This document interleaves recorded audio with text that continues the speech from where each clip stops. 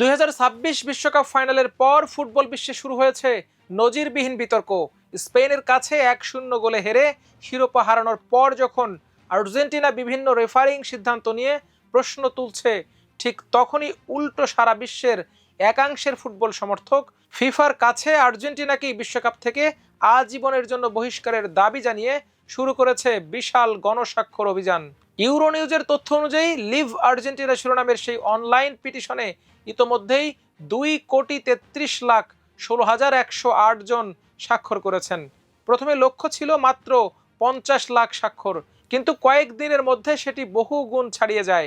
Guinness world books নিবন্ধিত ইতিহাসের সবচেয়ে বড় গণস্বাক্ষর অভিযানে 2,40,00,000-এর বেশি স্বাক্ষর জমা পড়েছিল। এবার সেই রেকর্ডের কাছাকাছি পৌঁছে গেছে আর্জেন্টিনার বিরুদ্ধে এই পিটিশনে অভিযোগ করা হয় পুরো টুর্নামেন্ট জুড়েই ফিফা ও ম্যাচ কর্মকর্তারা আর্জেন্টিনা ও অধিনায়ক লিওনেল মেসির প্রতি পক্ষপাতমূলক আচরণ করেছেন। সেখানে প্রশ্ন তোলা হয়, যদি ফলাফল আগেই নির্ধারিত থাকে তাহলে অন্য দেশগুলো কেন প্রতিযোগিতায় অংশ নেবে?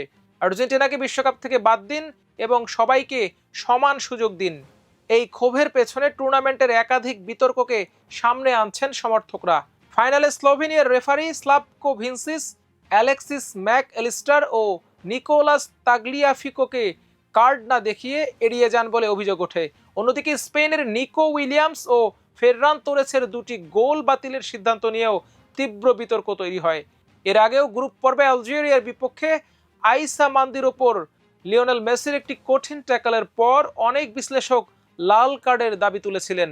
আবার শেষ 16তে মিশরের কাছে 3-2 ব্যবধানে জয়ের পর দেশটির তৎকালীন কোচ হোসাম হাসান অভিযোগ করেছিলেন, মাঠের খেলার পাশাপাশি বাণিজ্যিক স্বার্থ আর্জেন্টিনাকে টুর্নামেন্টে এগিয়ে রাখতে ভূমিকা রেখেছে। পিটিশনের শেষ বার্তাটিও ছিল বেশ তাৎপর্যপূর্ণ। আয়োজকরা লেখেন, ফিফা আমাদের কথায় কান দেয়নি, কিন্তু স্পেন তাদের প্রতিশ্রুতি রক্ষা করেছে। ধন্যবাদ স্পেন। ফাইনালে শেষ পর্যন্ত মেটলাইফ স্টেডিয়ামে অতিরিক্ত সময়ের 106 মিনিটে ফেররান তোরেসের একমাত্র গোলে স্পেন 1-0 ব্যবধানে জিতিয়ে দ্বিতীয়বারের মতো বিশ্ব চ্যাম্পিয়ন হয়। অন্যদিকে আন্তর্জাতিক কেরিয়ারের শেষ বিশ্বকাপ ফাইনাল ট্র্যাজেডিতেই শেষ হয় লিওনেল মেসির। একই সঙ্গে তিনি বিশ্বকাপের সর্বকালের সর্বোচ্চ গোলদাতা এবং গোল্ডেন বুট 2 অর্জনই হাতছাড়া করেন। 22 গোল করে 2টি কৃতিত্বই নিজের করে নেন ফ্রান্সের কিলিয়ান এমবাপ্পে। আর বিশ্বকাপ শেষ হলেও বিতর্ক থামেনি, বরং কোটি মানুষের স্বাক্ষর নিয়ে গড়ে ওঠা এই গণস্বাক্ষর অভিযান ফুটবল ইতিহাসের অন্যতম আলোচিত ও বিতর্কিত ঘটনাগুলোর একটিতে পরিণত হয়েছে।